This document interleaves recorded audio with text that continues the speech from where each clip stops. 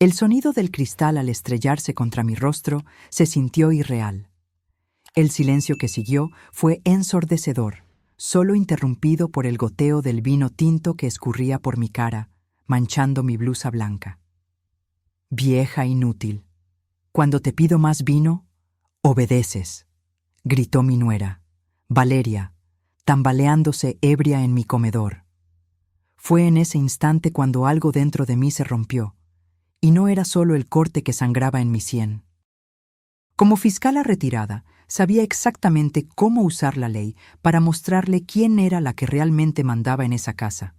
La pregunta era, ¿tendría el valor de hacerlo contra la esposa de mi único hijo? Pero antes de continuar, asegúrate de ya estar suscrito al canal y escribe en los comentarios, ¿desde dónde nos estás viendo? Nos encanta saber hasta dónde están llegando nuestras historias. Siempre me consideraron una mujer fuerte.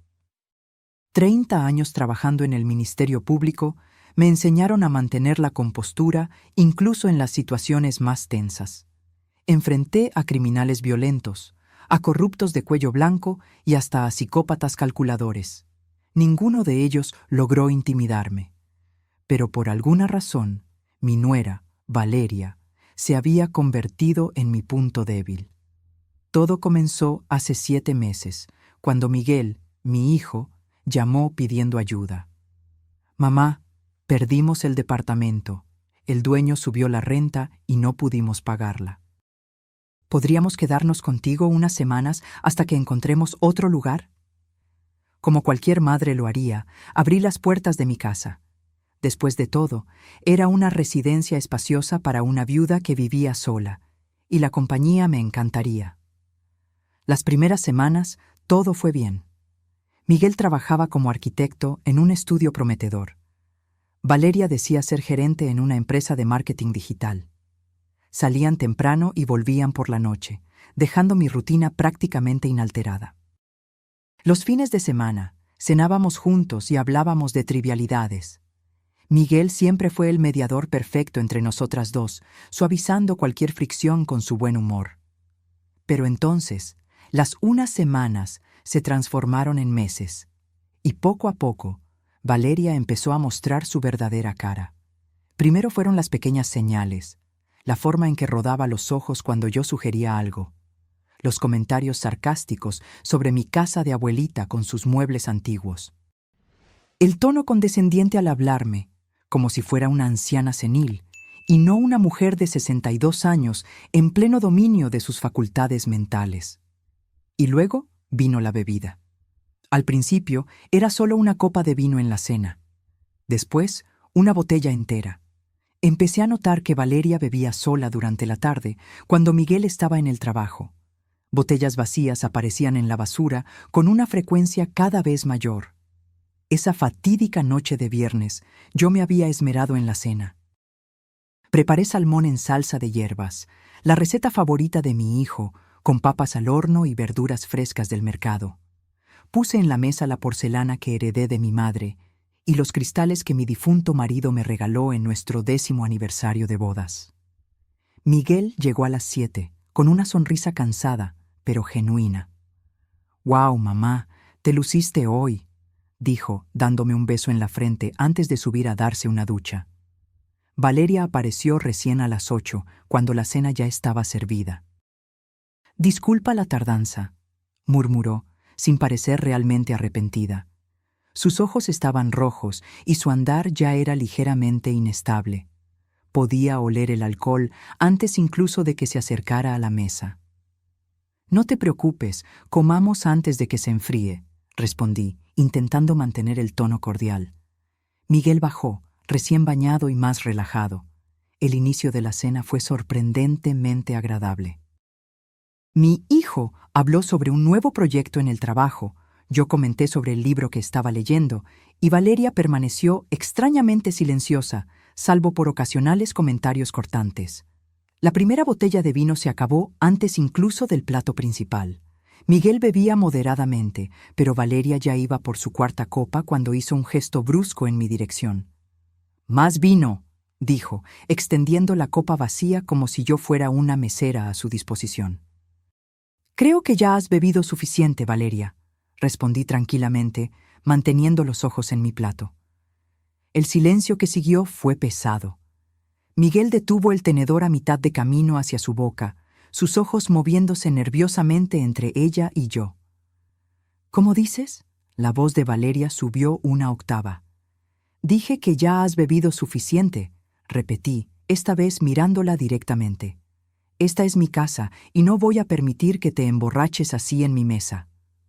Fue como encender la mecha. El rostro de Valeria pasó de rojo a púrpura en cuestión de segundos. «Tu casa», se rió, un sonido seco y cortante. «Solo porque tengamos que vivir en este museo viejo contigo, no significa que puedas tratarnos como niños». «Valeria, por favor», intervino Miguel, poniendo la mano sobre su brazo. Ella se deshizo de su toque con un manotazo. «No, Miguel, ya estoy harta de esto. Tu mamá nos mira como si fuéramos intrusos, como si no fuéramos dignos de pisar su precioso piso de madera». Se giró hacia mí, con los ojos entrecerrados de furia y alcohol. ¿Sabes cuál es tu problema?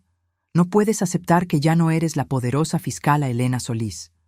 Ahora solo eres una vieja jubilada y solitaria que necesita controlarlo todo y a todos a su alrededor para sentirse importante. Mantuve la calma, como aprendí a hacerlo durante décadas de tensos juicios. Si así es como te sientes, tal vez sea hora de que encuentren otro lugar para vivir. «¡Mamá!», exclamó Miguel, horrorizado. Valeria sonrió, el tipo de sonrisa que no llega a los ojos. Los sirvientes no deberían hablarle así a sus superiores. Extendió la copa de nuevo. Ahora, más vino. No, era todo lo que necesitaba decir. En un movimiento demasiado rápido para que yo pudiera reaccionar, Valeria arrojó la copa directamente a mi rostro. El cristal impactó mi sien derecha y se hizo añicos. Sentí el dolor agudo del golpe, luego el calor de la sangre escurriendo por el lado de mi cara, mezclándose con el vino tinto. Miguel gritó. Valeria se quedó inmóvil, respirando pesadamente, casi sorprendida por su propia acción, pero sin mostrar remordimiento. Me llevé la mano a la sien y miré mis dedos, ahora manchados de rojo. El silencio en la sala era ensordecedor. 30 años enviando criminales a prisión y ahora estaba sangrando en mi propia mesa de comedor. «Miguel», dije con una calma que no sentía, «lleva a tu esposa a su habitación ahora». Miguel corrió a jalar a Valeria, que aún parecía aturdida por lo que había hecho. Escuché sus pasos subiendo las escaleras, la puerta del cuarto cerrándose de golpe. Fui al baño y examiné el corte en el espejo. No era profundo, pero sangraría bastante, como suele ocurrir con las heridas en la cabeza. Mientras limpiaba la herida con agua fría, mis pensamientos se organizaban metódicamente, como en los tiempos en que preparaba un caso para el tribunal. Tomé mi celular y saqué fotos del corte, de la mancha de sangre en mi blusa blanca, de los fragmentos de vidrio esparcidos por el suelo del comedor. Recogí cada pedazo y lo metí en una bolsa de plástico. Pruebas. 30 años en el sistema judicial me enseñaron que las pruebas lo son todo. Esa noche no pude dormir. Sentada en mi oficina con una bolsa de hielo en la sien, empecé a delinear mi plan. No por venganza. La venganza es emocional, impulsiva. Lo que yo necesitaba era justicia. Necesitaba proteger a mi hijo y mi casa. A las 6 de la mañana, con la herida ya formando un hematoma azul amoratado, tomé el teléfono. «Comandancia de policía, ¿en qué le puedo servir? Quiero denunciar un caso de agresión». El policía llegó a las 8 de la mañana. Cuando el sol empezó a filtrarse por las cortinas, Valeria y Miguel aún dormían, exhaustos tras la explosión de la noche anterior. Abrí la puerta y el oficial, un hombre de mediana edad con canas en las sienes, se presentó. «Buen día, señora. Soy el sargento Reyes. Recibí una llamada sobre una agresión». Lo invité a entrar y lo llevé al comedor, donde los fragmentos de vidrio aún estaban preservados en un rincón, ahora marcados con pequeñas etiquetas numeradas que yo había preparado durante mis horas de insomnio. «Aquí fue donde ocurrió», expliqué, hablando bajo para no despertar a los dos de arriba. Mi nuera me arrojó este vaso a la cara cuando me negué a servirle más vino. Ya había bebido demasiado. Le mostré las fotos en mi celular, el corte en la sien, la sangre en la blusa. El policía anotó todo con una expresión profesional e imparcial. ¿El agresor aún está en la residencia? Sí, durmiendo en el piso de arriba con mi hijo. ¿Desea interponer una denuncia formal? Dudé solo por un segundo, pensando en Miguel. Pero luego recordé la mirada de Valeria mientras arrojaba el vaso. Esa certeza de que podía agredirme en mi propia casa y salir impune. Sí, sargento. Quiero interponer una denuncia formal. Nos sentamos a la mesa de la cocina mientras él llenaba el parte de la policía. Nombre completo de la agresora, nuestra relación, descripción detallada de lo ocurrido. Le proporcioné la información en el mismo tono que usaba para instruir a los jurados. Claro, preciso, sin ninguna emoción aparente. Estábamos terminando cuando escuché pasos en la escalera. Miguel apareció en la puerta de la cocina, con los ojos hinchados de sueño, y la confusión se transformó en horror al ver al policía. «Mamá, ¿qué está pasando?». Antes de que yo pudiera responder, Valeria apareció detrás de él, también confundida, pero su rostro rápidamente se transformó en rabia al ver mi sien lastimada y al policía sentado en la mesa. «¿Qué diablos es esto?», preguntó, con la voz aún ronca de sueño. El policía se levantó. «Señora Valeria Solís, estoy aquí para investigar una denuncia de agresión que ocurrió en esta residencia anoche». Miguel me miró incrédulo. «¿Llamaste a la policía contra Valeria?». «Ella me agredió, Miguel. Me arrojó un vaso a la cara y me cortó». Mantuve la voz firme, sin remordimiento. «Fue un accidente. Estaba borracha», protestó Miguel, desesperado. «Estar ebria no es una defensa válida para una agresión física, señor», comentó el policía, en tono profesional, pero firme. Valeria dio un paso al frente, con los puños cerrados. «No puedes estar hablando en serio. Esto es ridículo. Fue una discusión familiar». «Una discusión familiar que resultó en lesiones físicas», respondí tranquilamente. «Y en mi propia casa». El policía se dirigió a Valeria. «Señora, necesito pedirle que me acompañe a la comandancia para rendir declaración». «¿Qué?», gritó ella. «¿Me va a arrestar por un vaso roto?». «En este momento, solo le pido que rinda declaración. Dependiendo de los hechos confirmados, puede ser acusada de agresión». Miguel estaba llorando ahora, alternando súplicas entre ella y yo. «Por favor, mamá, no hagas esto. Podemos resolver esto en familia».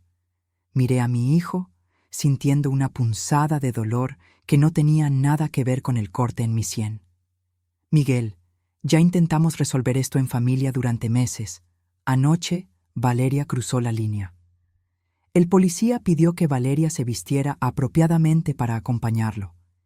Ella subió las escaleras dando pisotones, con Miguel justo detrás, implorando que se calmara. Me quedé sola con el policía por unos minutos. Él me miró con una expresión que yo reconocía bien. El tipo de mirada que los policías veteranos lanzan al intentar entender la dinámica familiar detrás de un incidente. «Señora, ¿está segura de que quiere seguir con esto? A veces, los problemas familiares pueden ser...». «Sargento», interrumpí educadamente. «Trabajé 30 años como fiscala. Sé exactamente lo que estoy haciendo y cuáles serán las consecuencias legales». Él pareció sorprendido. Luego asintió con un nuevo respeto en su mirada. Valeria bajó las escaleras, ahora vestida con jeans y camiseta, el cabello atado en una coleta desaliñada. Miguel la siguió, aún llorando bajito. «Esto no va a terminar aquí», dijo Valeria al pasar a mi lado. «Te vas a arrepentir de haber hecho esto». El policía la advirtió de no hacer amenazas, lo que solo aumentó su furia. Mientras él la escoltaba afuera, Miguel se giró hacia mí con los ojos rojos. «¿Cómo pudiste hacer esto? Ella es mi esposa». «Y yo soy tu madre», respondí simplemente. «Y esta es mi casa». La puerta principal se cerró y el silencio volvió a reinar. Miguel me miró fijamente por unos segundos como si no me reconociera, antes de subir corriendo las escaleras. Escuché la puerta del cuarto cerrarse de golpe. Me senté en el sillón de la sala, súbitamente exhausta. El hematoma latía, pero el dolor físico era casi un alivio comparado con el dolor de ver el rostro de Miguel. Aún así, no me arrepentí. Años lidiando con la justicia me enseñaron que ésta no siempre parece justa en el momento en que se aplica. 2 horas después, Miguel bajó con una mochila. Su rostro estaba determinado, pero sus ojos aún estaban hinchados. Voy a buscar a Valeria a la comandancia. Nos quedaremos en casa de Isabel hasta que decidamos qué hacer. Isabel era una amiga de ellos que vivía en un departamento minúsculo en el centro de la ciudad. No era una solución permanente, y ambos lo sabíamos. Miguel, empecé, intentando mantener la voz suave, no tienes que irte, esta es tu casa también. Él se rió, un sonido amargo. Esta casa dejó de ser mía en el momento en que decidiste llamar a la policía por mi esposa. Ella me agredió, Miguel, en mi propia mesa de comedor. Estaba borracha y perdió la paciencia. La gente comete errores y necesita responder por ellos, respondí, la voz más firme, principalmente cuando esos errores involucran violencia física. Miguel negó con la cabeza. Siempre ha sido así. La fiscala inflexible, la ley por encima de todo, incluso de tu propio hijo. Aquello dolió más que el corte en la sien, pero no dejé que se notara. Es porque te amo que estoy haciendo esto, Miguel. Valeria es abusiva y tú estás atrapado en esa relación. No te atrevas a analizar mi matrimonio. Siempre odiaste a Valeria. Siempre creíste que yo merecía algo mejor. Y lo mereces, dije tranquilamente. Mereces a alguien que te respete y que respete a tu familia. Miguel tomó las llaves del coche de la mesa de centro. Voy a buscar a mi esposa. Luego volvemos por el resto de las cosas. Cuando la puerta se cerró detrás de él, solté un suspiro largo y cansado. La casa estaba silenciosa de nuevo. Pero no era el silencio tranquilo que yo tanto valoraba. Era un silencio pesado, cargado de consecuencias. Pasé el resto del día en un estado de sopor, alternando entre la duda y la certeza. ¿Había hecho lo correcto? ¿Había perdido a mi hijo para siempre? Las preguntas giraban en mi mente mientras intentaba leer, comer, distraerme. Por la noche sonó el teléfono. Era Miguel. Estamos en casa de Isabel. Valeria fue liberada con una citación para comparecer a una audiencia la semana que viene. Su voz era fría, distante. Pasaremos mañana a recoger nuestras cosas. Miguel, no tienes por qué. Ya tomé mi decisión, mamá. Elijo quedarme al lado de mi esposa. Después de que colgó, me senté a mi mesa y abrí una nueva carpeta en la computadora. Le puse el nombre de Caso Valeria. Dentro, creé documentos para registrar cada etapa del proceso, cada decisión tomada, cada prueba recolectada. Durante 3 décadas, construí casos contra criminales de todo tipo. Ahora, estaba construyendo un caso para salvar a mi hijo de un matrimonio tóxico, aunque, por un momento, él me odiara por eso. A la mañana siguiente, mientras esperaba a que Miguel y Valeria llegaran a recoger sus cosas, llamé a una vieja amiga. Xochitl y yo trabajamos juntas por años, ella como investigadora privada y yo como fiscala. Habíamos construido una relación de confianza mutua a lo largo de muchos casos complejos. Elena, ¿cuánto tiempo? ¿A qué debo el placer? Necesito tu ayuda, Xochitl. Es un asunto delicado.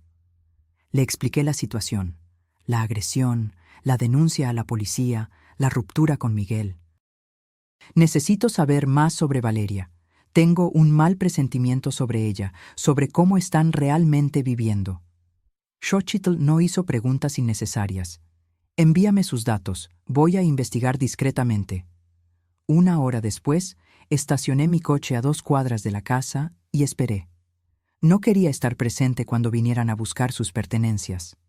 Una confrontación directa solo empeoraría las cosas. Desde mi punto de observación, vi llegar el coche de Miguel.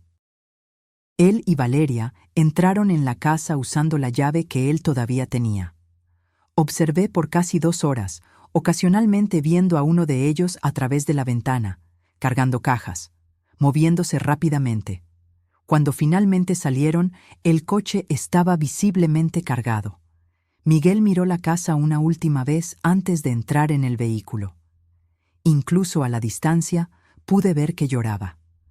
Valeria, por otro lado, parecía irritada, gesticulando mientras decía algo que yo no podía escuchar. Esperé 20 minutos más antes de volver a casa. La ausencia de ellos era casi física. Espacios vacíos donde antes había objetos, silencios donde antes había conversaciones. El cuarto de huéspedes que ocupaban estaba parcialmente vacío. Dejaron los muebles, obviamente, pero todos los artículos personales habían desaparecido. En el armario noté que faltaba uno de mis broches de oro, una pieza que perteneció a mi madre. Miguel sabía cuánto la valoraba. ¿Había sido un descuido o un pequeño acto de venganza? Preferí creer en la primera opción. Los días siguientes estuvieron llenos de un silencio opresivo. Miguel no me llamó. No respondió a mis mensajes. Intenté respetar su espacio, pero cada día sin noticias era una pequeña tortura. El miércoles recibí el primer informe de Xochitl. Sentada en mi oficina, abrí el archivo adjunto del correo electrónico con aprensión. Los descubrimientos fueron peores de lo que imaginaba. Valeria había sido despedida de su empleo 3 meses antes. No estaba simplemente teniendo problemas con la jefa, como alegaba durante nuestras cenas. Estaba desempleada, escondiéndoselo a todos, incluso a Miguel. Pero eso era solo el comienzo.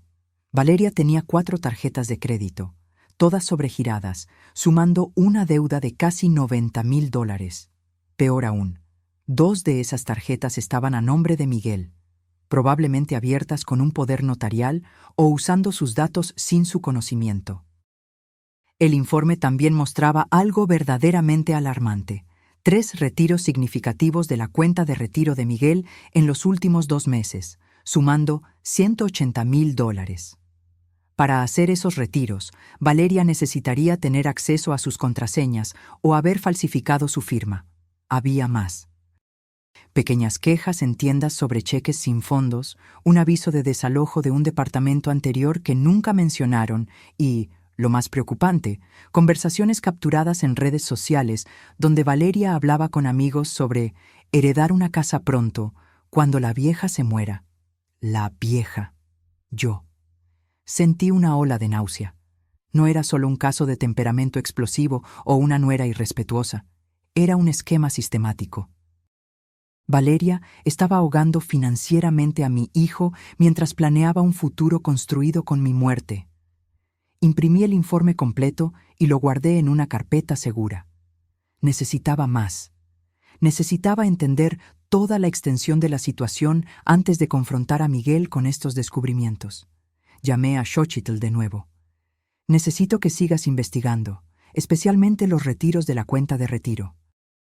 Si encuentras pruebas concretas de que Valeria actuó sin la autorización de Miguel, podríamos estar hablando de crímenes financieros.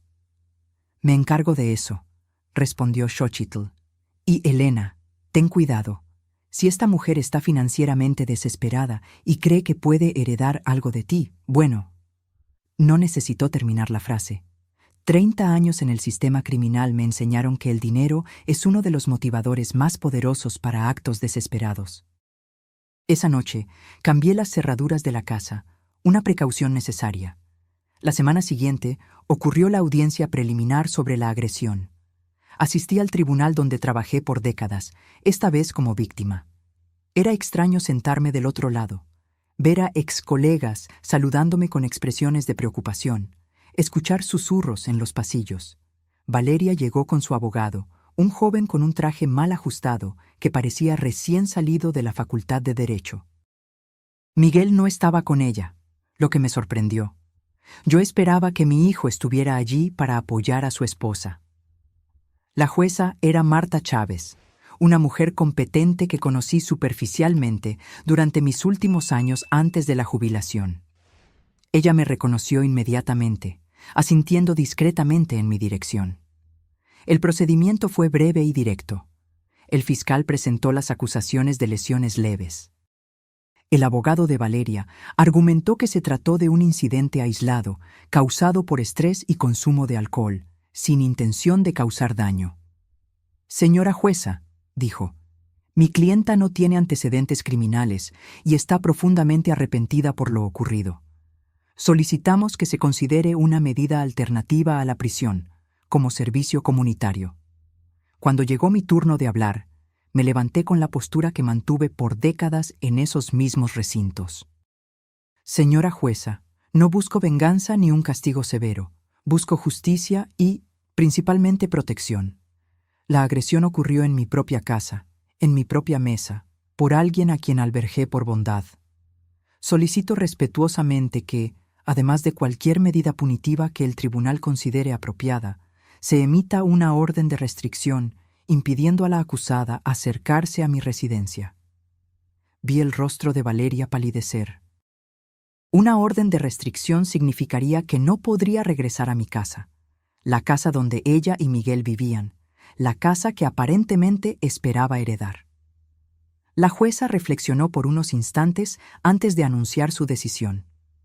Considerando la naturaleza del incidente y la relación entre las partes, determino que la acusada cumpla 180 horas de servicio comunitario y participe obligatoriamente en un programa de manejo de la ira. Además, emito una orden de restricción temporal prohibiendo a la acusada acercarse a menos de 100 metros de la residencia y de la persona de la víctima por un periodo de 90 días, tras lo cual la situación será reevaluada. El abogado de Valeria intentó protestar, argumentando que la orden de restricción era excesiva dado el contexto familiar, pero la jueza fue firme. La violencia doméstica no es menos grave por ocurrir entre miembros de la familia, señor. Por el contrario. Al salir del tribunal, noté a Miguel sentado en el pasillo. Nuestras miradas se encontraron brevemente antes de que él la desviara, levantándose rápidamente para encontrarse con Valeria. Yo quería acercarme, explicarle por qué estaba haciendo todo aquello, decirle que había descubierto cosas preocupantes, pero el momento no era el adecuado. Miguel no estaba listo para escuchar. Volví a casa y añadí la transcripción de la audiencia y una copia de la orden de restricción a mi carpeta Caso Valeria. El archivo estaba engrosándose, tanto literal como metafóricamente. 2 días después recibí una llamada inesperada. Era Miguel. Mamá. Su voz sonaba exhausta, casi irreconocible. Necesitamos hablar. Acordamos vernos en una cafetería neutral, lejos de mi casa y del departamento de la amiga donde se estaban quedando. Llegué 15 minutos antes, escogiendo una mesa en la esquina, donde podríamos tener algo de privacidad. Miguel llegó puntualmente. Estaba más delgado, con ojeras profundas que no podía ocultar. Vestía una camiseta de cuello alto, a pesar del calor del día, algo que inmediatamente encendió mis alarmas internas. ¿Estás bien?, pregunté tan pronto como se sentó. Estoy lidiando con la situación, respondió, evitando mi mirada mientras tomaba el menú. Pedimos café, negro para mí, con leche para él, como siempre. Cuando la mesera se fue, nos quedamos en un silencio incómodo, ninguno de los dos sabiendo exactamente cómo empezar. La orden de restricción complicó todo, dijo finalmente. Llevamos casi 2 semanas en casa de Isabel. El sofá me está destrozando la espalda y la paciencia de ella se está agotando. Puedes rentar un lugar, sugerí, manteniendo la voz neutra, sin acusaciones. Miguel soltó una risa amarga. ¿Con qué dinero? Mi sueldo apenas cubre nuestras cuentas básicas, y Valeria... dudó, mirando sus propias manos. Él todavía creía que ella estaba buscando empleo. Tomé un sorbo de café, pensando en cómo proceder. Confrontarlo directamente con todo lo que había descubierto podría hacer que se cerrara por completo. Miguel, si estás con dificultades financieras, yo puedo ayudarte. Solo a ti. ¿Qué significa eso? Él finalmente me miró directamente. ¿Solo a mí? Significa que me preocupo por ti y quiero asegurarme de que estés bien, pero tengo condiciones para esa ayuda. ¿Qué condiciones? Su voz se tensó. Quiero que revises tus cuentas bancarias, todas ellas, tus ahorros, tu fondo de retiro, tus estados de cuenta de tarjeta de crédito. Miguel frunció el ceño. ¿Por qué? Porque tengo motivos para creer que desconoces tu verdadera situación financiera. ¿De qué estás hablando? Miguel puso la taza en la mesa con demasiada fuerza, derramando un poco de café.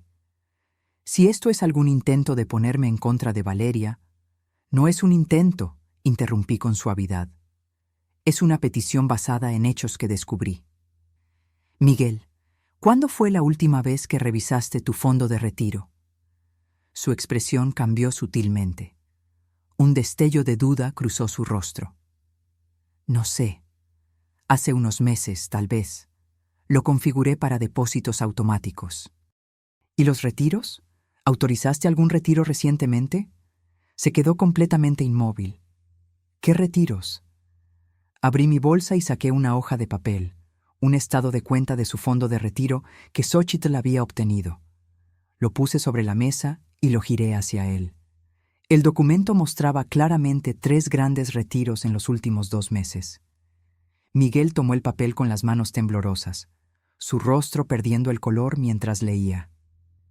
Esto no es posible. Yo nunca autoricé esto. Hay más, dije gentilmente, sacando otros documentos de mi bolsa. Estados de cuenta de tarjeta de crédito a su nombre con compras que él claramente no había hecho, incluyendo joyas caras y transferencias a cuentas que no reconocíamos. Miguel miró los papeles, su respiración acelerándose. ¿Cómo conseguiste todo esto? Contraté a una investigadora privada. Después de que Valeria me agredió, me di cuenta de que algo andaba muy mal. ¿Investigaste a mi esposa? Su voz subió una octava, indignada. Investigué para protegerte, respondí firmemente. Y parece que tenía razón en preocuparme. Miguel, Valeria fue despedida hace 3 meses.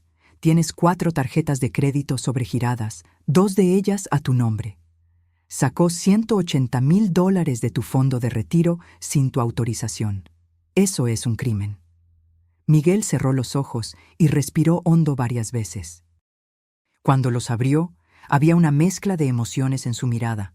Rabia, confusión, miedo y finalmente un destello de reconocimiento. Las cuentas.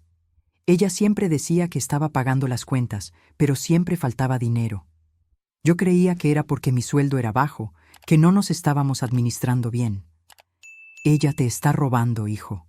Miguel negó con la cabeza lentamente. No, debe haber una explicación.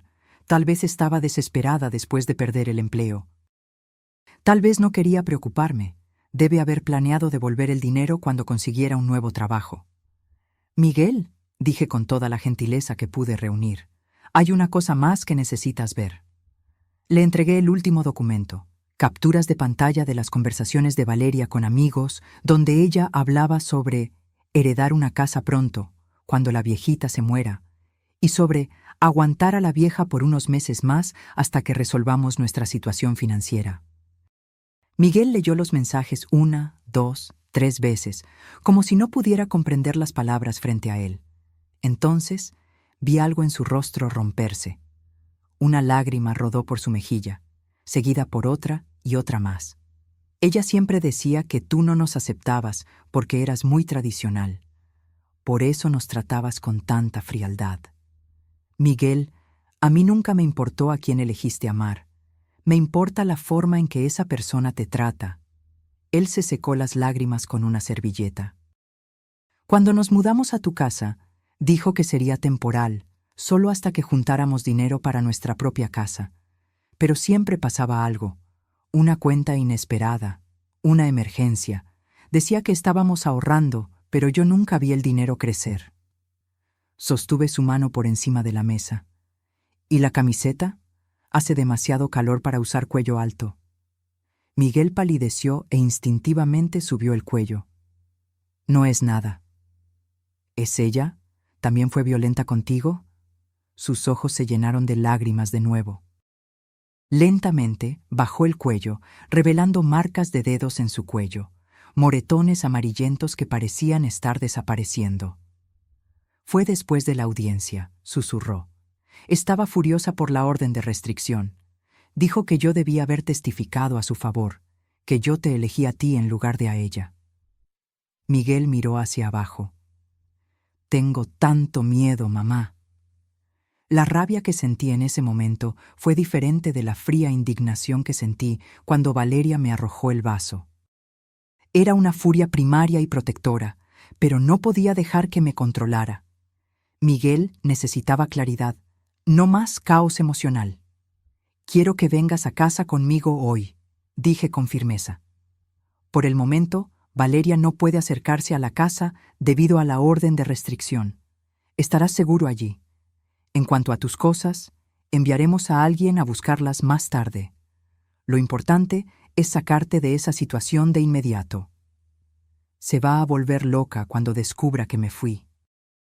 Es exactamente por eso que tienes que irte, Miguel. Este es un patrón clásico de abuso. Miguel permaneció en silencio por un largo momento, mirando los documentos esparcidos frente a nosotros, prueba irrefutable de la traición financiera y emocional de Valeria. Finalmente, asintió levemente. De acuerdo. Vámonos a casa. De camino de vuelta, Miguel permaneció en silencio, mirando por la ventana. Solo cuando estacioné en el garaje volvió a hablar. ¿Cómo permití que esto pasara? ¿Cómo no me di cuenta? El abuso rara vez comienza siendo obvio, respondí, apagando el motor. Comienza con pequeñas mentiras, pequeños controles que aumentan gradualmente. Cuando te das cuenta, ya estás atrapado en una telaraña. Entramos en la casa que siempre fue de él también, la casa donde creció. Miguel se detuvo en medio de la sala, mirando a su alrededor como si estuviera viendo el lugar por primera vez. Voy a prepararte tu habitación, dije, subiendo las escaleras. El cuarto de Miguel estaba como siempre. Lo conservé cuando se fue a la universidad y lo guardé cuando él y Valeria se mudaron al cuarto de huéspedes. Era un refugio del pasado, un lugar donde él podía sentirse seguro de nuevo. Cambié las sábanas, abrí las ventanas para que entrara aire fresco y puse una jarra con agua en la mesa de noche. Pequeños gestos para decirle que era bienvenido, que aquel era su hogar. Cuando bajé, encontré a Miguel sentado a la mesa de la cocina, mirando su celular. Levantó la vista cuando entré. Ha llamado 14 veces. Mandó 23 mensajes preguntando dónde estoy. No tienes que contestar ahora. Tengo que. Si no contesto, va a aparecer aquí, con o sin orden de restricción. Miguel escribió un mensaje corto. Necesito un tiempo para pensar. Estoy seguro. Por favor, no me busques hoy. Segundos después, el teléfono empezó a sonar. El nombre de Valeria apareció en la pantalla. Miguel rechazó la llamada con las manos temblorosas y apagó el aparato. ¿Qué hago ahora?, preguntó, pareciendo perdido. Un paso a la vez, respondí, sentándome a su lado. Primero, necesitamos proteger tus finanzas. Mañana cambiaremos tus contraseñas bancarias y notificaremos al banco sobre las transacciones no autorizadas. Después, consultaremos a una abogada para discutir tus opciones legales. ¿Opciones legales?, repitió, como si estuviera saboreando las palabras. ¿Te refieres a divorcio? Entre otras cosas, lo que ella hizo, los retiros no autorizados, las tarjetas de crédito a tu nombre, son crímenes financieros. Miguel, tú puedes elegir si quieres o no interponer una denuncia, pero necesitamos impedir que continúe. Miguel asintió lentamente. Nunca pensé que estaría en esta situación. Siempre creí que reconocería el abuso si me sucediera. Nadie cree que les vaya a pasar. Es por eso que el abuso persiste. Es disfrazado. Es justificado. Hace que la víctima dude de sí misma. Esa noche, preparé la cena mientras Miguel tomaba una ducha larga. Tuvimos una comida sencilla, silenciosa la mayor parte del tiempo, pero era un silencio diferente al que había existido entre nosotros en las semanas anteriores. No era un silencio de rabia o resentimiento, sino de reflexión, de reconexión. Antes de dormir, Miguel me abrazó, el primer abrazo en semanas. «Gracias por no rendirte conmigo», susurró. «Nunca me rendiría», respondí, abrazándolo un poco más fuerte. Esa noche, acostada en mi cama, escuché a Miguel llorar en el cuarto de al lado. El sonido me partió el corazón, pero también me trajo un extraño alivio. Estaba en casa, estaba seguro, y el llanto era parte de la sanación. Al día siguiente, como planeamos, fuimos al banco. Miguel canceló todas las tarjetas, cambió las contraseñas y bloqueó el acceso. Iniciamos el proceso de impugnación de los retiros no autorizados de su fondo de retiro. El gerente, al ver los documentos y escuchar la explicación, sugirió vehementemente que Miguel interpusiera una denuncia formal por fraude. «Vamos a pensarlo», fue todo lo que él pudo responder en el momento. Por la tarde, nos reunimos con una abogada especializada en derecho de familia y casos de violencia doméstica. Licenciada Olvera era una mujer de mediana edad, con ojos gentiles y presencia firme, exactamente el tipo de persona que necesitábamos. Con base en lo que me dijo y en los documentos que trajo, tenemos un caso sólido para el divorcio por conducta conyugal inapropiada, explicó la licenciada Olvera. El abuso financiero está bien documentado y, con las evidencias de abuso físico, podemos solicitar una orden de restricción permanente, no solo la temporal que ya existe. Miguel respiró hondo. ¿Y si no quiero que vaya a la cárcel? Entiendo su vacilación, respondió la licenciada Olvera gentilmente. Muchas víctimas de violencia doméstica tienen sentimientos conflictivos sobre procesar criminalmente a sus agresores. Podemos concentrarnos inicialmente en el divorcio y en la protección de sus bienes. Las denuncias criminales pueden ser una decisión separada que usted tomará cuando esté listo. Saliendo de la oficina, Miguel parecía simultáneamente exhausto y aliviado.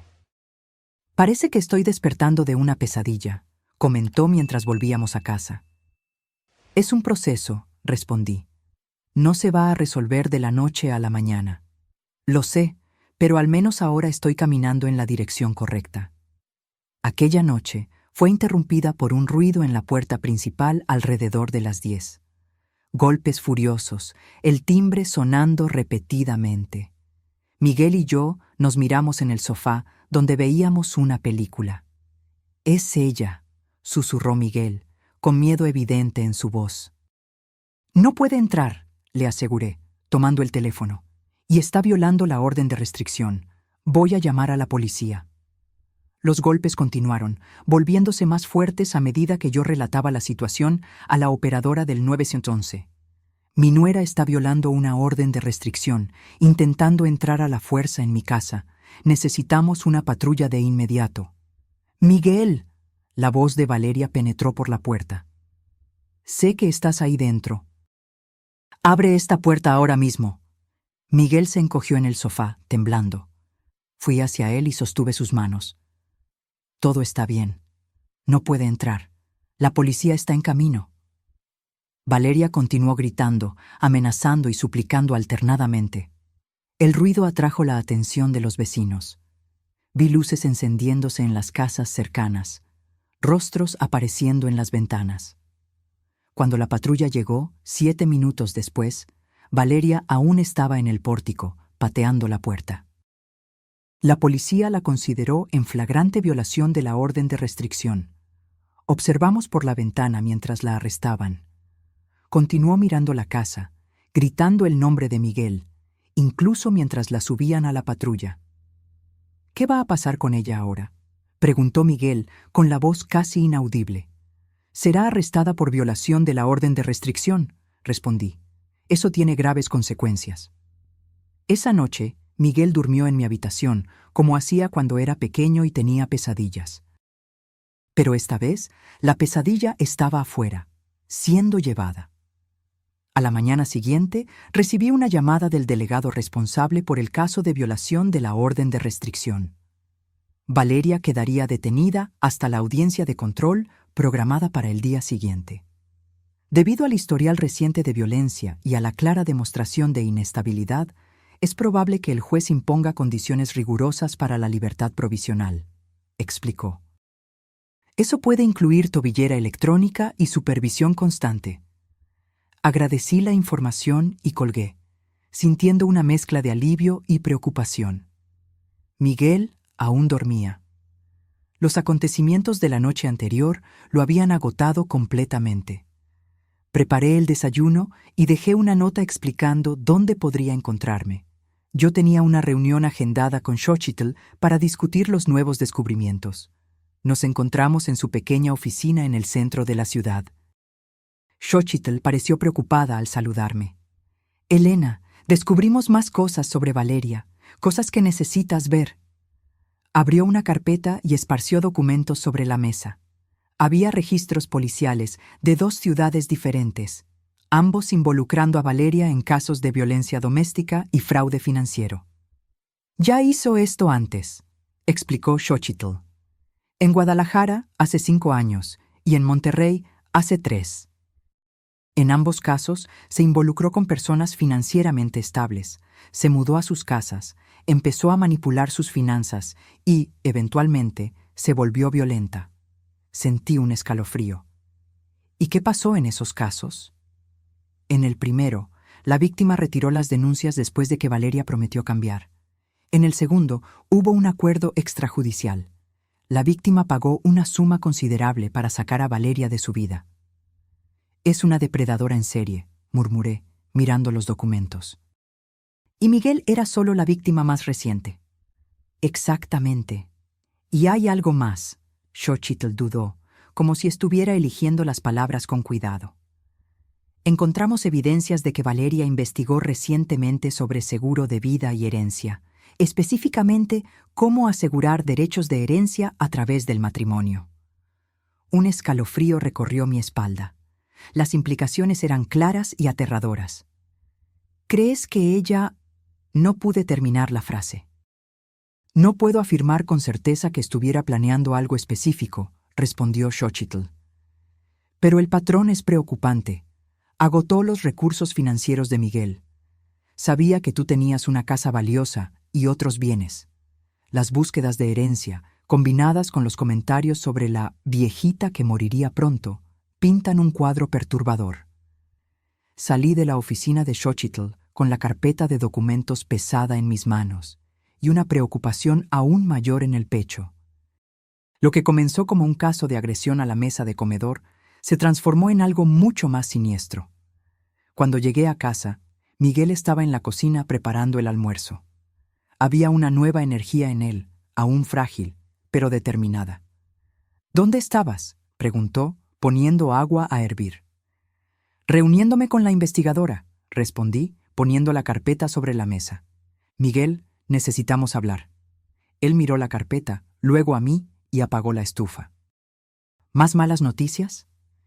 «Información importante. Por favor, siéntate».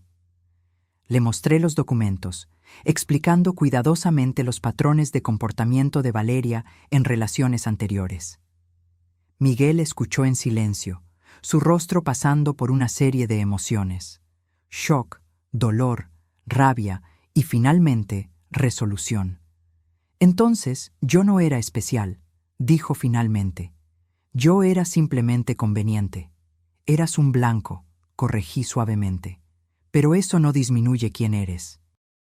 Depredadoras como Valeria son hábiles en identificar personas buenas y confiables y manipularlas. Miguel se pasó la mano por el rostro y respiró hondo. «¿Qué hacemos ahora?» «Necesitamos hablar con la abogada y la policía. Estos nuevos documentos fortalecen tanto el proceso de divorcio como el posible proceso criminal. Y la audiencia de control de ella es mañana». «¿Vas a ir?» «Sí». «No necesito comparecer, ¿verdad?». Hizo una pausa. Luego continuó con una nueva determinación en su voz. «Pero quiero. Necesito mirarla a los ojos, saber la verdad». La determinación en la voz de Miguel me sorprendió. En pocos días, pasó de una víctima confusa a un sobreviviente decidido.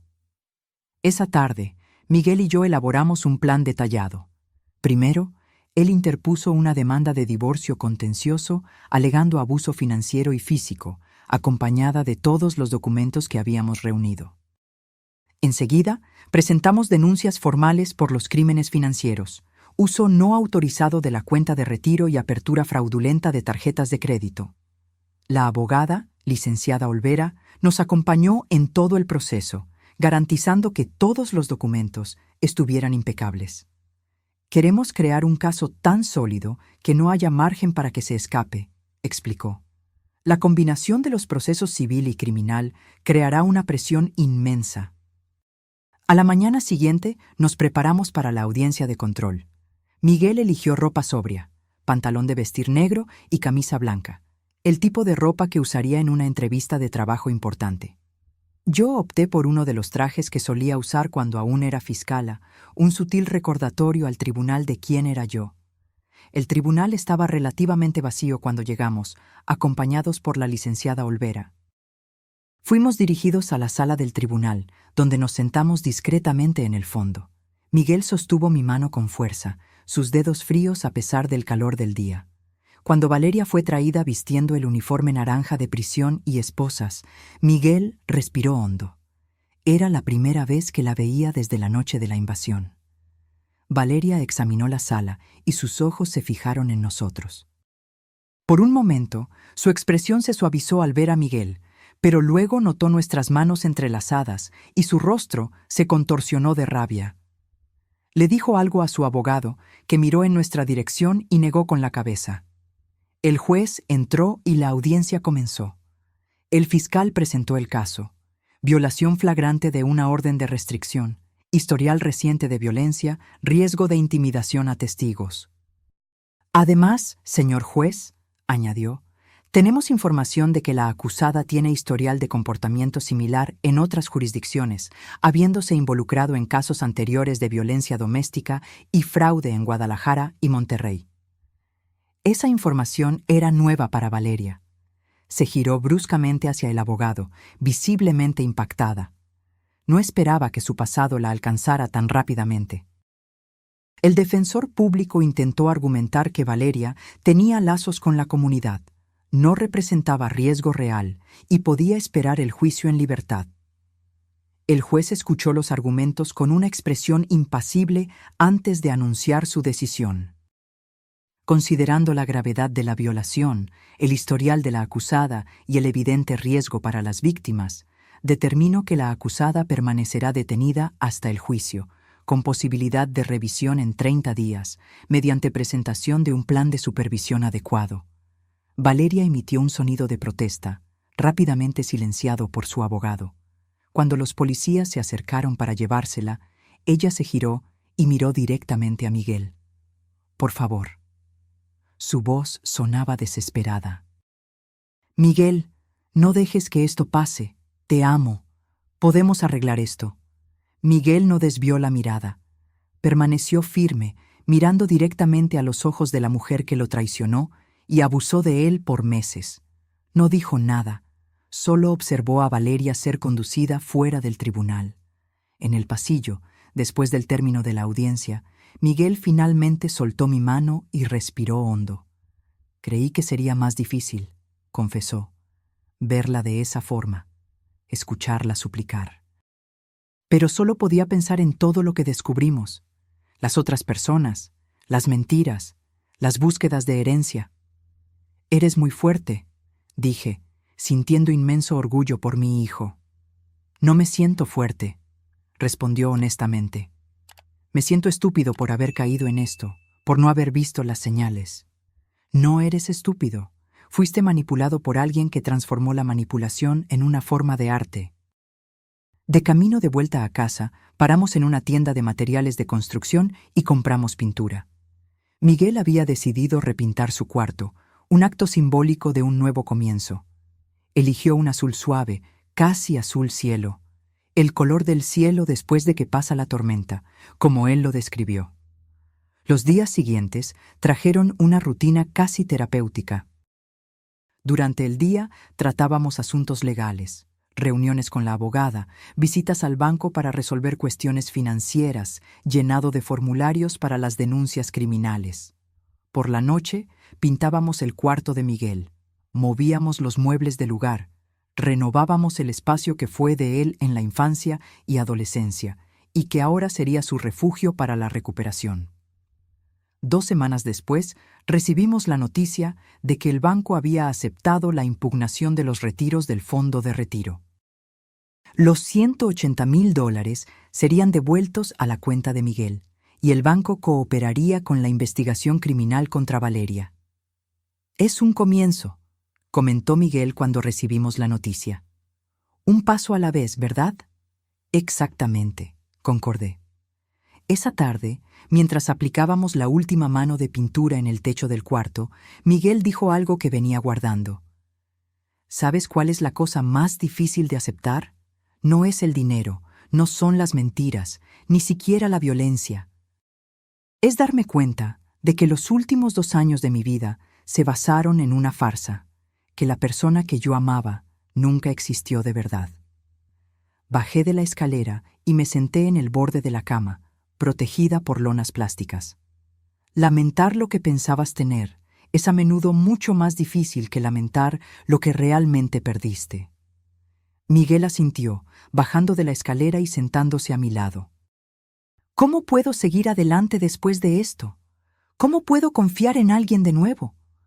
Lentamente, respondí con cuidado, con el apoyo de personas que realmente te aman, y recordando que lo que pasó no define quién eres o lo que mereces en la vida. Él apoyó la cabeza en mi hombro, manchando mi camiseta vieja con pintura azul. No me importó en lo más mínimo. «Gracias por no rendirte conmigo», murmuró. «Incluso cuando estaba enojado contigo, incluso cuando elegí el lado equivocado». «Es lo que hacen las madres», respondí simplemente. «Esperamos el momento en que nuestros hijos estén listos para escuchar. Entonces, estamos allí para ayudarlos a reconstruir». 1 mes pasó. La vida volvió a la normalidad, o a una nueva normalidad. Miguel había regresado a su trabajo en el estudio de arquitectura, ahora a tiempo completo. Yo había retomado mis rutinas de jubilada, lectura por la mañana, jardinería por la tarde, cenas ocasionales con amigos. El proceso criminal contra Valeria progresó lentamente, como es típico en el sistema judicial.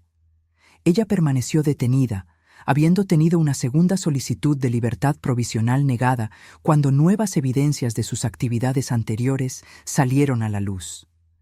Miguel empezó a ir a terapia 2 veces por semana, buscando entender qué lo había vuelto vulnerable al abuso y cómo construir relaciones más saludables en el futuro.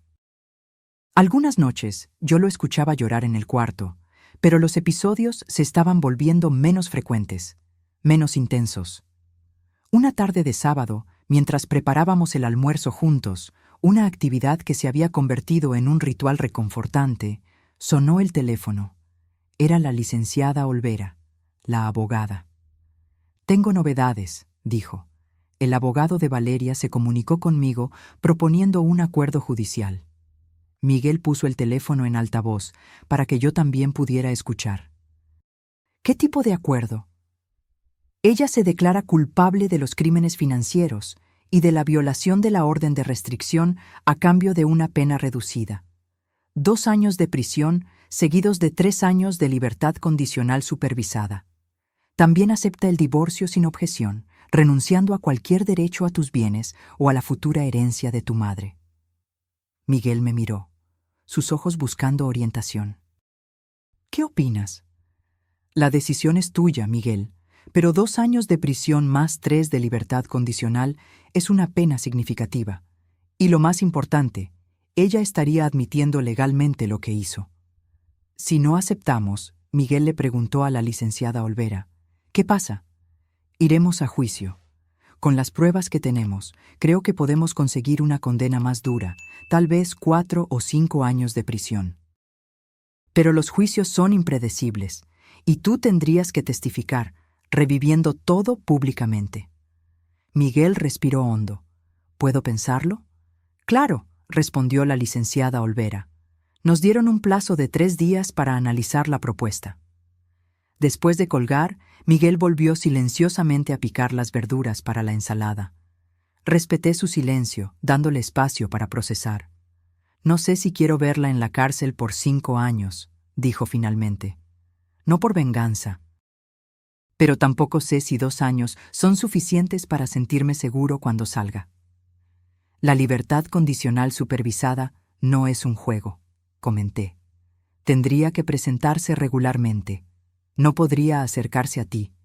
Tendría que participar en programas de rehabilitación. Cualquier violación la mandaría de vuelta a la cárcel.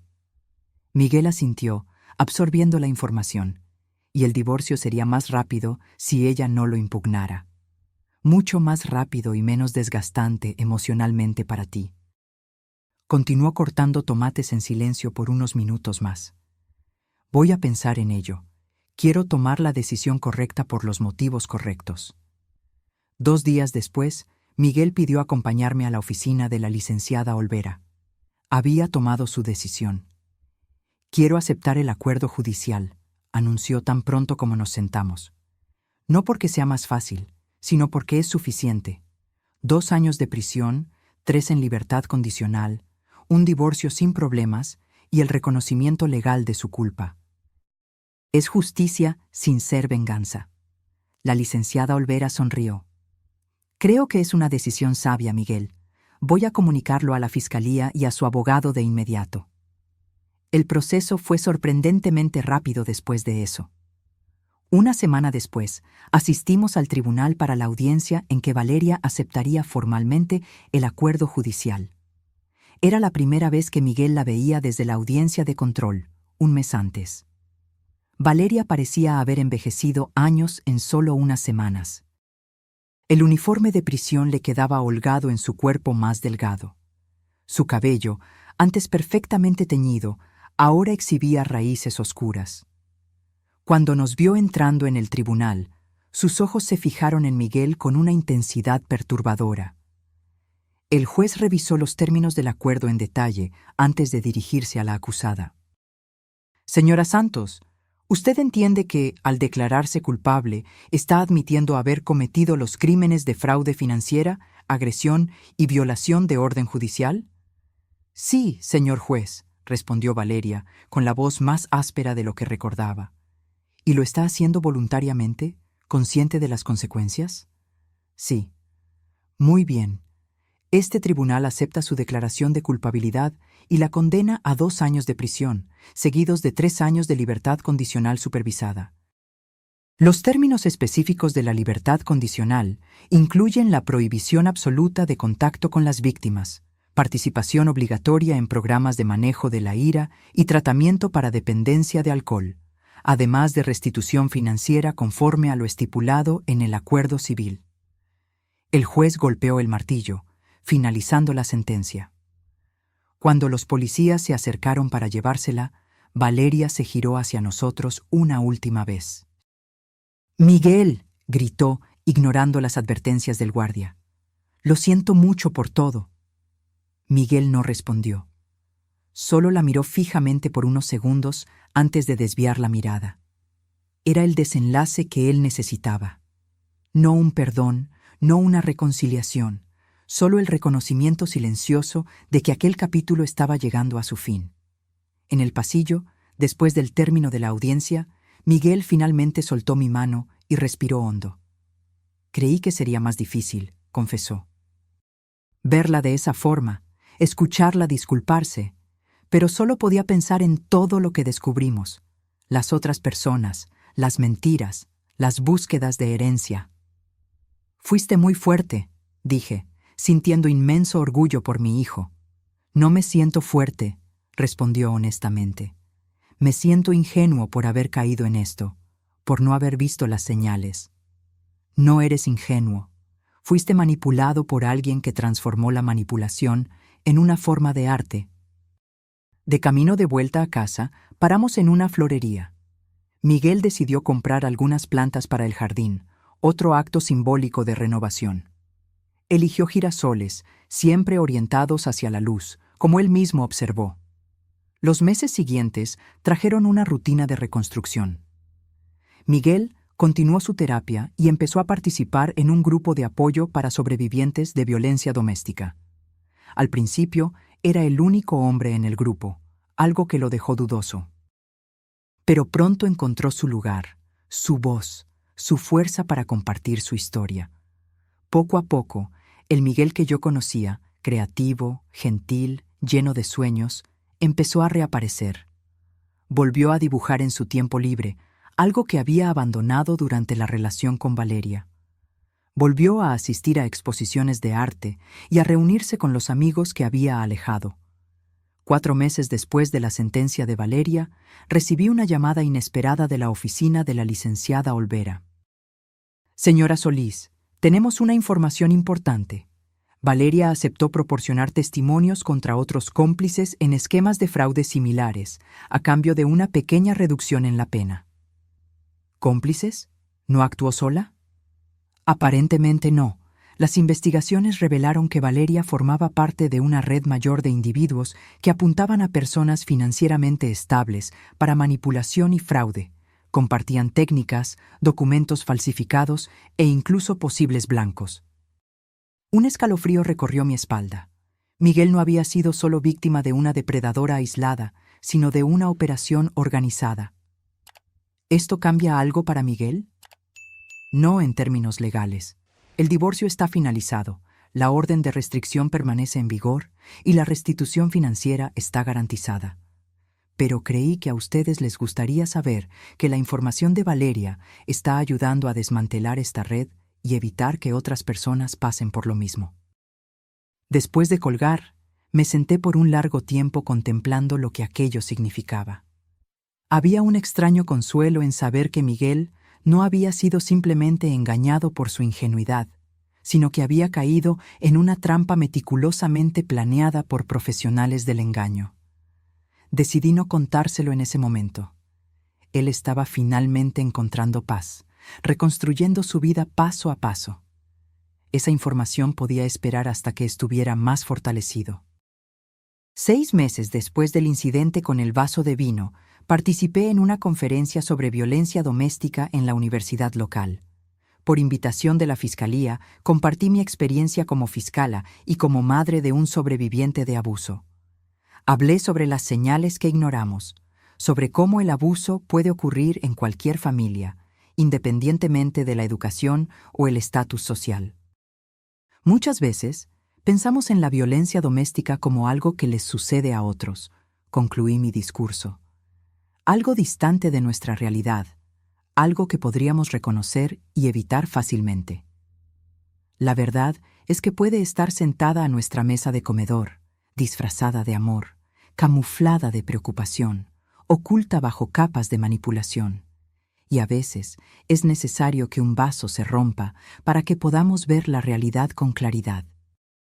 Al bajar del escenario, fui sorprendida por un rostro familiar en la platea. Miguel estaba allí, en la última fila, con los ojos llorosos. No me había dicho que vendría. «Estuviste increíble», dijo cuando nos encontramos en el pasillo. «No sabía que vendrías». Necesitaba verte hablando de eso. Necesitaba escuchar tu perspectiva. Hizo una pausa, poniendo las manos en los bolsillos, un gesto que siempre hacía cuando estaba nervioso. Quería contarte algo. Decidí estudiar psicología. Quiero trabajar con víctimas de abuso, especialmente hombres, que a menudo tienen dificultad en pedir ayuda o incluso reconocer el abuso. Mi corazón se llenó de orgullo. Miguel, eso es maravilloso. Fuiste tú quien me inspiró, la forma en que luchaste por mí, incluso cuando yo no quería ser salvado. Él sonrió, una sonrisa genuina que no veía hacía mucho tiempo. Creo que estoy siguiendo tus pasos. De alguna forma, tú siempre luchaste por la justicia en el tribunal. Ahora, yo quiero luchar por la sanación fuera de él. Esa noche, cenamos juntos en un restaurante pequeño, celebrando esa nueva dirección en la vida de Miguel. Mientras saboreábamos el postre, él me hizo una pregunta que yo sabía que vendría eventualmente. «Mamá, ¿tienes noticias de Valeria?» Dudé. decidiendo que era hora de compartir lo que sabía. Está colaborando con las investigaciones. Parece que formaba parte de un grupo mayor de defraudadores. Miguel asintió lentamente. Eso... De alguna forma, eso ayuda. Saber que no fue solo conmigo, que no fue porque yo era particularmente tonto o ingenuo. Nunca fuiste tonto, Miguel. Fuiste solo un buen hombre que creyó en lo mejor de las personas. Y sigo creyendo, dijo, sorprendiéndome. Solo que ahora también creo en las señales de alerta. Creo en mi intuición cuando algo no parece estar bien. Eso es sabiduría, no cinismo, respondí, tomando su mano sobre la mesa. ¿Sabes lo que me ayudó más que nada en todo este proceso?, preguntó, mirándome a los ojos. Fue verte esa noche, con sangre escurriendo por el rostro, aún así manteniendo la calma y la dignidad. Fue darme cuenta de que incluso herida, no perdiste tu fuerza. Eso me mostró que yo también podía sobrevivir, que yo también podía sanar. Sentí lágrimas en mis ojos, emocionada con sus palabras. Los dos sobrevivimos y salimos más fuertes. Un año después del incidente con el vaso de vino, nuestra vida había encontrado un nuevo ritmo. Miguel estaba en el segundo semestre de psicología, apasionado por la carrera y decidido a hacer una diferencia en la vida de otros sobrevivientes de abuso. Yo me había convertido en una conferencista regular en eventos sobre violencia doméstica, usando mi experiencia como fiscala y como madre para educar y concientizar. Valeria cumplía su pena, y por lo que supimos a través de la licenciada Olvera, continuaba colaborando con las autoridades. Sus informaciones habían llevado a la detención de 7 personas más involucradas en el esquema de fraude y abuso. Pequeñas victorias en el gran sistema de justicia que yo conocía tan bien. Una mañana de domingo, mientras tomábamos café en la terraza, Miguel trajo un periódico y lo puso frente a mí. «Hay un artículo que deberías leer», dijo, señalando una nota en la sección de sociedad. El título decía: Grupo de apoyo para hombres víctimas de violencia doméstica gana sede propia. La foto mostraba a Miguel al lado de otros 3 hombres, todos sonrientes frente a una casa pequeña, pero acogedora. «No me contaste sobre esto», dije, mirándolo con sorpresa. Quería que fuera una sorpresa. Conseguimos el financiamiento de la alcaldía y de una fundación privada. Vamos a ofrecer apoyo psicológico, orientación legal y grupos de terapia, todo gratuito. «Miguel, eso es increíble». Mi voz desbordaba de orgullo. Todo comenzó con ese grupo de apoyo al que asistí. Me di cuenta de que había muchos hombres como yo, sufriendo en silencio porque la sociedad no reconoce fácilmente el abuso cuando la víctima es un hombre. Hizo una pausa, tomando un sorbo de café. ¿Sabes? Al inicio de la terapia, yo tenía mucha vergüenza. Me sentía menos hombre por haber sido abusado, por no haber controlado la situación. Fue un largo camino hasta entender que el abuso no tiene género, que cualquier persona puede ser víctima. Y ahora estás ayudando a otros a recorrer ese mismo camino. ¿Sí? ¿Y sabes qué más? Invité a Xochitl a dar conferencias sobre las señales de alerta financieras. Aceptó ofrecer consultorías gratuitas una vez al mes. A ella le encantará eso, respondí, pensando en cómo mi amiga investigadora se había convertido en una aliada importante en esta jornada. Y hay una cosa más, continuó Miguel, un poco dudoso. Me gustaría que fueras nuestra asesora legal voluntaria, una vez al mes, para orientar a las personas sobre sus derechos, sobre cómo navegar el sistema de justicia. Sentí un nudo en la garganta. Sería un honor. Esa tarde, visitamos la nueva sede del grupo.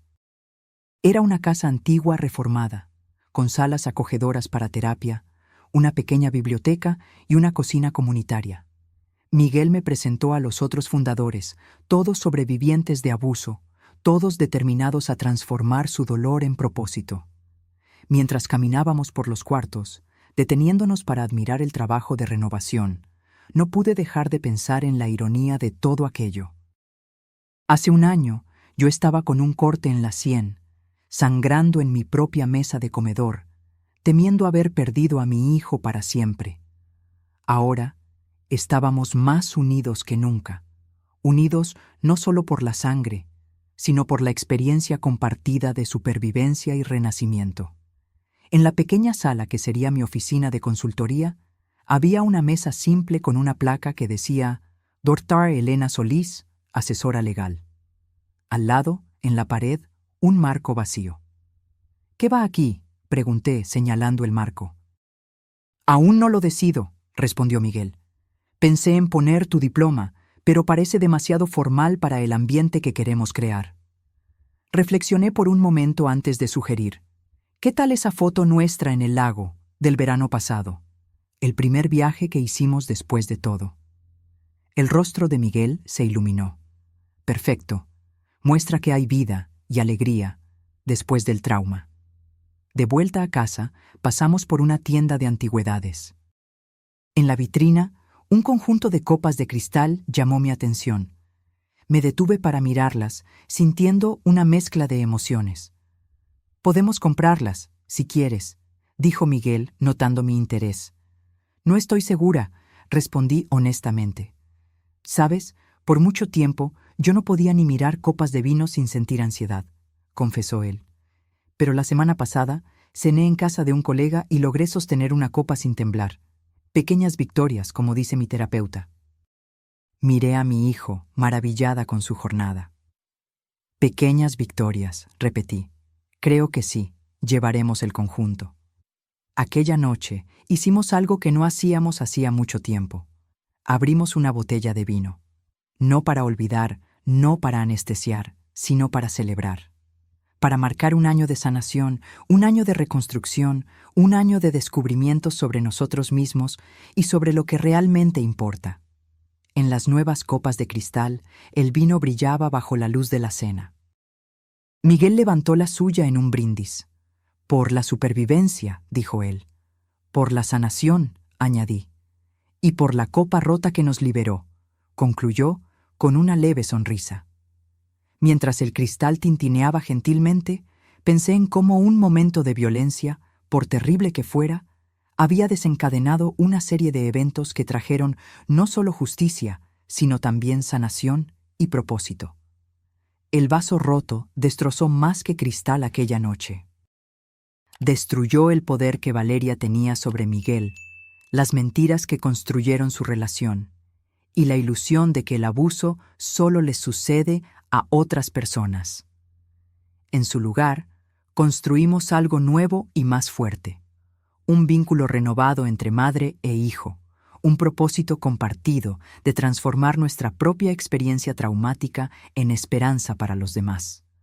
Hoy, cuando miro la pequeña cicatriz en mi sien derecha, un recordatorio permanente de aquella noche, ya no siento rabia o miedo. Siento una extraña gratitud por el despertar doloroso que representó. Aquella copa rota no solo expuso la verdad sobre Valeria, nos liberó para reconstruir nuestras vidas con más honestidad, más claridad y más compasión. Como fiscala, pasé 3 décadas buscando justicia en el tribunal.